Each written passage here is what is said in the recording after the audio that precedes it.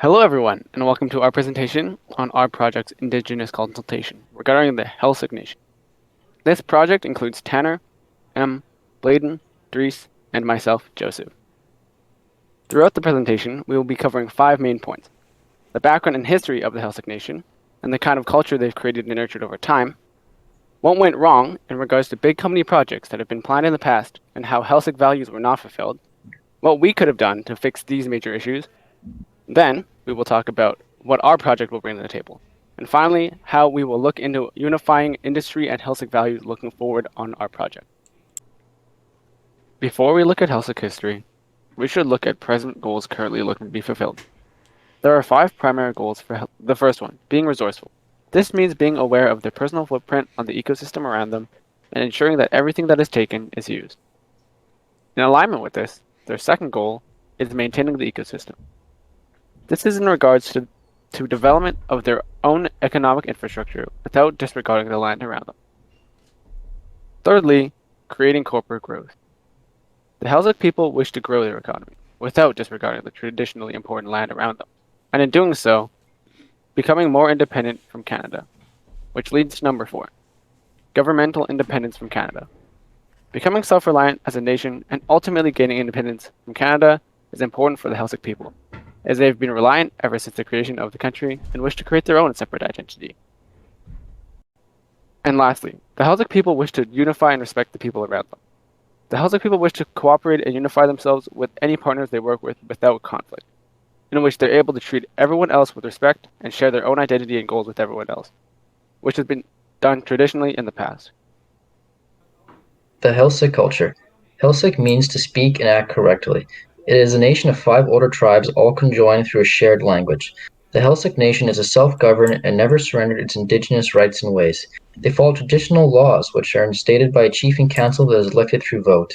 The Ohio region is just south of Bella Bella. This region is rich in resources and is the pinnacle of what it means to be Heiltsuk. This region is abundant with salmon and other marine life. This closeness to the environment and the sea is one aspect that makes the Heiltsuk Nation stand out, so much so that they are part of the Great Bear Initiative, a group of coastal First Nations tribes with the shared goal of creating a more sustainable future. The Heiltsuk also have the HEDC. This corporation acts as a barrier between politics and business. They allow the nation to grow while they still follow the traditional laws. Hello, I'm going to talk about 2 failed projects on Heiltsuk land.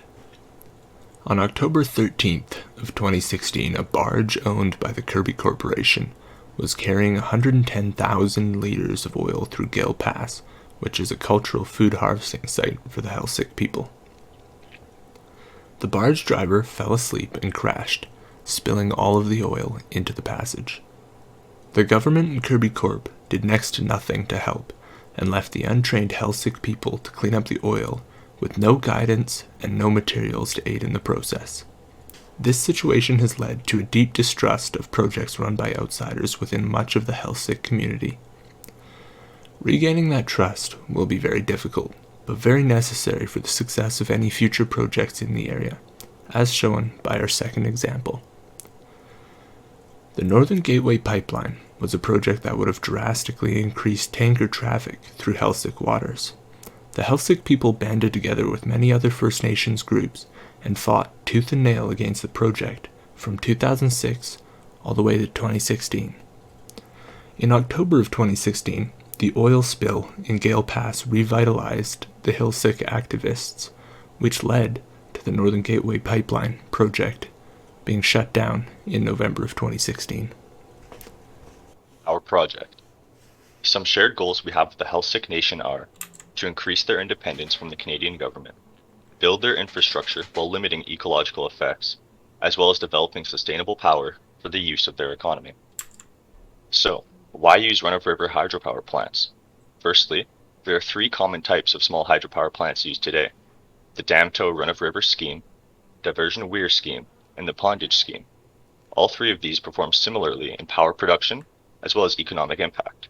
However, according to a study conducted about the ecological impacts of these such plants around the world, the run-of-river scheme has the lowest environment-damaging properties, while the other 2 can vastly change a river's geomorphology over a long period of time, with problems like soil erosion, water purity, and the effects on the aquatic ecosystem. When creating a run-of-river dam, ecological and environment conservation is of the highest priority, not only for the protection of the planet, but for the well-being of the Heiltsuk communities that rely on their ecosystems like many others. These dams are renewable energy sources, meaning they contribute negligible carbon emissions.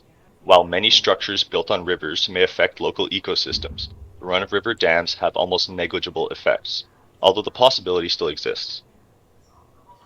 Varying flow rates are very common in these projects, which can affect the movement and connectivity of the river, adversely affecting habitat degradation as well as flora damage and fish lifespans.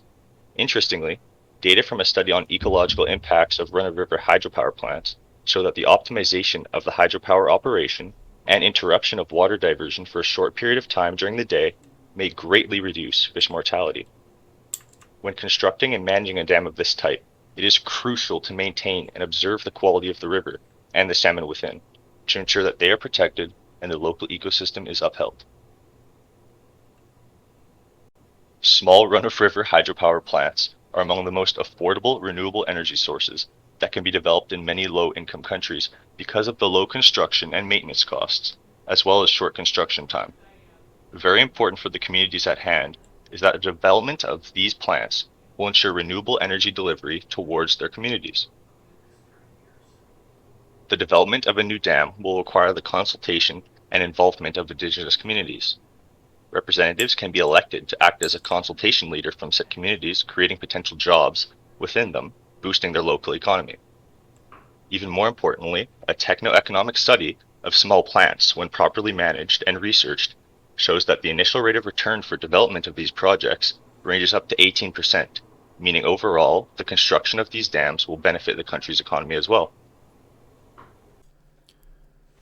Now, how to protect the ecosystem while developing this project. From what we've learned from past project failures in the area, such as the Kirby Barge oil spill or the Northern Gateway pipeline, is that we need full support from the community. If not, it will be extremely difficult to develop. Gaining support relies on maintaining honesty with the leaders of the community to encourage a healthy and respectful relationship between both parties.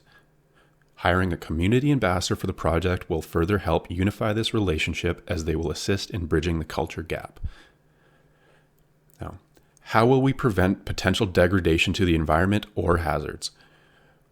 Firstly, we will prioritize environmental safety to ensure the dam will result in minimal changes to the ecosystem. There are even some instances that could result in a better aqualife population, and this depends on the dam placement and the style of the run-of-river dam chosen. Choosing the correct location is vital in preventing the disasters and minimizing future complications. And to expand on the potential disasters, a plan must be administered prior to development as a safety precaution to maintain the ecosystem as well as the safety of the Heiltsuk people. Finally, the overarching goal of this project is to benefit the Heiltsuk people. This dam will help achieve their goals by improving their economy and maintaining their ecosystem. Now, with regards to maintaining the Heiltsuk culture by preserving the ecosystem, as I previously mentioned, the implementation of the run-of-river dam could actually result in an increased salmon population, as it creates a more fluid path for the salmon to traverse the river. Furthermore, as far as power sources go, the run-of-river dam causes arguably the least environmental damage to the ecosystem, as it does not separate the water levels. This allows for all marine life to exist as they have previously. Finally, the dam will provide the Heiltsuk population with a source of power within their own lands that is vital to the development of their economy. This dam will be a major component in allowing the Heiltsuk people to become independent of the Canadian government and become an independent nation. We appreciate you taking the time to watch this presentation. Does anybody have any questions, comments, or concerns?